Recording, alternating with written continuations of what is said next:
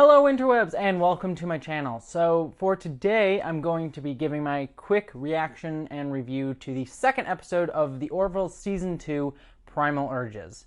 And apologies for this episode going up a little bit later than just right after the episode. The reason is I was actually traveling home from the holidays. I was visiting my girlfriend in Los Angeles, and I kind of was traveling on the same day the Orville came out, and then the next day I had work, and so today was the first day that I actually could watch it, the Saturday after it came out. So I'm sure I might have missed the boat with some people wanting to hear initial reactions. I really like the Orville, and I love Star Trek just in general. Like, as you can tell, Star Trek is pretty much everything in my apartment other than like DC and video game stuff. So I do want to give my thoughts on everything and sort of give my reactions.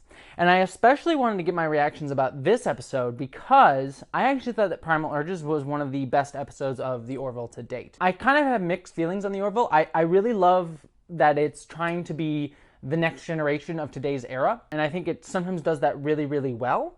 And sometimes does that really, really poorly when it tries to tend to focus on kind of being an everyday like sitcom. And kind of ignoring some of its background elements that they could actually use. But this episode is actually one that I think used the sci-fi concept in an interesting way, but actually focused on something real. So with Primal Urges, the main sort of crux of this episode is all about Bortus having porn addiction. And as we later learn that he kind of feels distanced from his family over stuff that happened way back in season 1, the second episode of season 1, where his child was forced to undergo a gender change to make him male, to sort of align with all of the Machlin's one-gender society. As a trans person, I have many thoughts on that episode in particular. Just overall, I thought it was okay representation of trans issues. It wasn't the best, it wasn't the worst, it sort of did its best.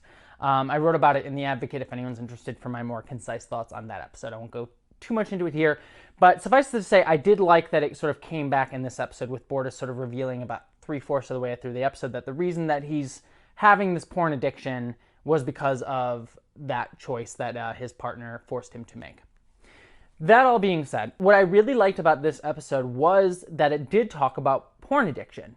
And I think that that's actually a great topic for the Orville to tackle, because porn addiction is an actual problem. Like, people do have an actual porn addiction problem that comes from a variety of reasons, being like sex addicts or wanting to distance themselves from relationships, like in this episode. Unfortunately, because of like the hoity-toity nature of some of Star Trek and Star Trek The Next Generation in particular, that's not something that's ever really gonna get addressed. Star Trek The Next Generation is a very puritanical society to a degree. I mean, I'm sure they're open and fluid, but sex isn't really talked about all that much in Next Generation, other than like Loxawana Troy trying to hit on Picard a lot. What the Orville can do is it has kind of a sort of laxed norms just because it's a newer show set in, it's made today.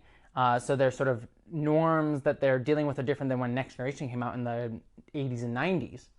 But on top of that, Orville is a much more irreverent show, just in general. Irreverence for social norms and certain social norms.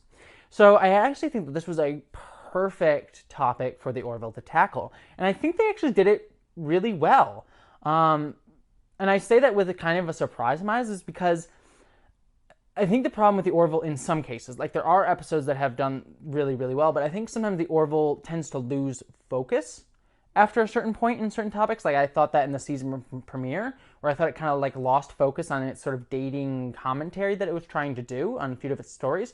Whereas this episode, we pretty much get a singular focus on Bortus and this issue, and it's able to develop the whole concept from start to finish. And we do have a slight B story with the planet being destroyed, and then a society that needs help being rescued. But it's sort of a standard plot.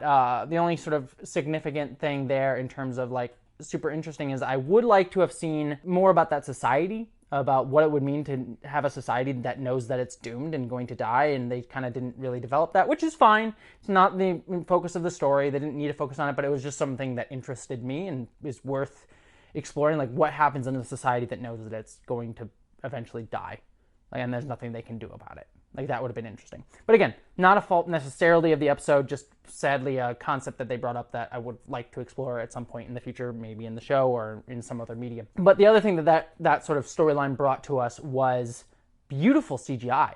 Like, we've talked about how Star Trek Discovery, like people have talked about how Star Trek Discovery has gorgeous CGI, top line, CBS is shoving millions of dollars into it, and that show does look gorgeous. But this episode in particular of the Orville, to make a comparison, actually looked really, really, really, really good.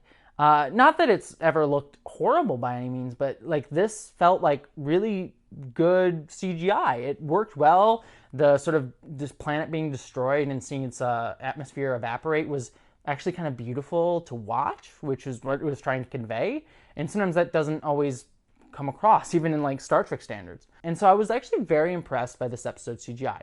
But that's everything that story gave us outside of like its sort of final hook into Bortus' story. So the B plot, fine, serviceable, did what it wanted to do. It had a couple cool thoughts and ideas, but ultimately didn't have much of consequence, which I think is fine because it meant that we get a good focus on Bortus. And I actually thought that, again, this storyline worked well. We got to see Bortus kind of bringing up character moments from his past and showing the show, while episodic, does have a continuing storyline, which I sort of like. I thought one of the major problems of like Next Generation was its sort of very heavily focused episodic nature, which was standard for the time, but then you'd get stuff like Picard having lived a whole life in the inner life, like living 80 years of his life, and then having no mental repercussions after that. Even things with like the Borg, with like Picard getting PTSD from the Borg, was touched upon here and there, but wasn't really fully explored until the movie First Contact. So I liked that the Orville kind of picked that up and kept it going and actually made it influence Bortus' character going forward. And we've seen that in other things too, with like Ed and Kelly's relationship and stuff like that. But it's nice to see stuff like that having emotional consequence on characters and informing storylines going forward. Another part about the Bortus storyline that I liked is it offered up some good humor. I think the Orville sometimes can have really great humor, but sometimes I think it's inconsequential to the stories, as like characters giving one-liners, or sometimes it's just not very original. It's just sort of like, oh, some standard dating jokes that I've seen elsewhere on other shows, and I guess it's interesting that it's on a spaceship, but there's nothing new here. Whereas this with Bortus having the porn program, actually gave us some good humor of like, oh, the other characters going in and being like, oh, look at all these Mocklins sort of wandering around having a lot of sex. That was funny, but then I also enjoyed that even on that same token, while it was sort of like played over the top of like Bortus wanting some really, really over the top porn scenarios to get himself excited, the fact that, and this should not be understated, that it's two men having sex through many times throughout this episode, even if it's a hologram, even if it's, in an over dramatic scenario, it is about two male identified characters having sexual relationships with each other. And that part of it is not played for laughs. And that's a fine line that you see in a lot of these shows, especially in like the 90s and early 2000s, is that gay sex would be the joke. Like, oh, they're having gay sex, I'm uncomfortable because of the gay sex. That's the joke. But this episode actually manages to give that emotional weight and credence to, same-sex relationships and same-gender relationships, I should say, but then also finding comedy within that doesn't feel homophobic or offensive.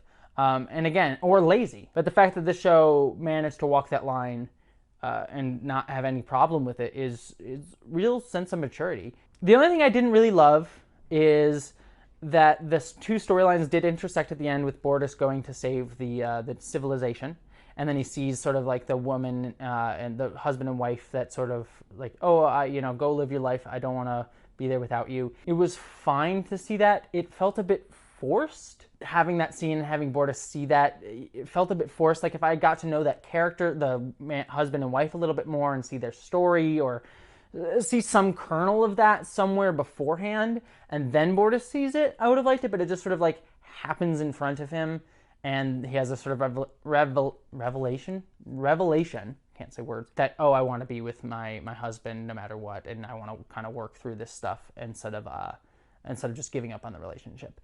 That was a nice idea, and I think it's what Bortus needed to learn in that episode. But that sort of like tack on at the end, it felt a bit forced to try and get him to that point. I think you could have developed that a little bit further. And I know I'm like trying to have my cake and eat it too. It's like, oh, it's great that we've all focused on Bortus, but now I want more of this story.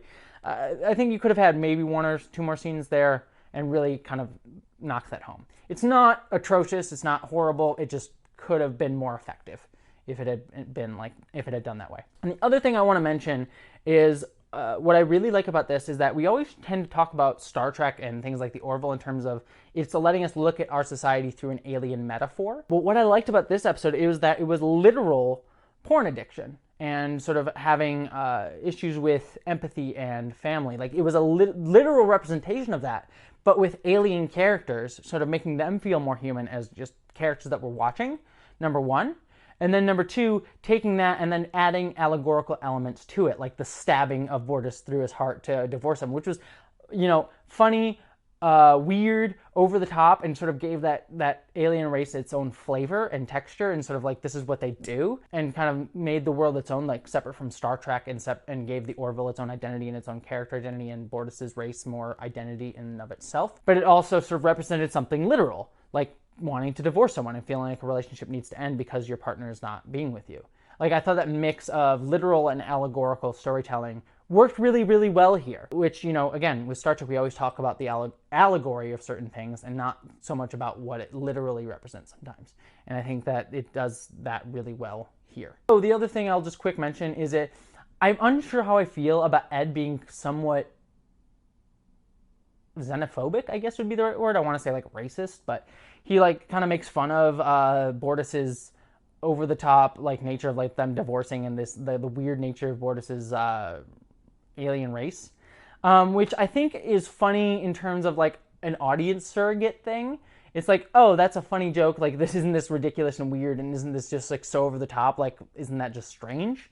And so I get what they were going for, is trying to have an audience surrogate of this is a really weird thing, and that can be funny, and it was funny from time to time, but I felt a little bit reality breaking. I feel like I understand it's weird and over the top, but as a captain of a starship in a society like the Federation from Star Trek, I think it's the Union, I feel like stuff like that wouldn't fly. So it's this weird, I don't know how I feel about it, because I know the show itself is trying to be more irreverent, but it's also trying to build its own world in and of itself and take itself seriously too, which I think is still a problem with the Orville trying to figure out its tone of wanting to be a comedy but also being a next generation torchbearer of just carrying on the ideals of next generation. And that's an element that doesn't quite click for me within the universe of the show. Again, not bad per se, but doesn't quite click. So yeah, that's my thought on this episode of Orville. I thought it was one of its better ones. Not perfect by any means, but a very, very, very, very, very strong episode of the Orville overall. Looking forward to next week. And I think Star Trek Discovery comes back in 2 weeks. And I just, as much has been made of the difference between those two shows, and the Orville's the only true Star Trek, or Star Trek Discovery is, the only Star Trek, I'm not going to give a shit about the Orville. Orville's in the past. It's just, it's nothing new. I like that both of these shows are on the air. I like putting them in conversation. I like that they challenge each other in interesting ways, just for me as a viewer. I can sort of put these two shows in conversation. I think that's fascinating, and I just love that they come back right around the same time. So I'm excited for more Orville. I'm excited for more Star Trek Discovery, and I'll see you when I review the next episode of The Orville, which will be next week.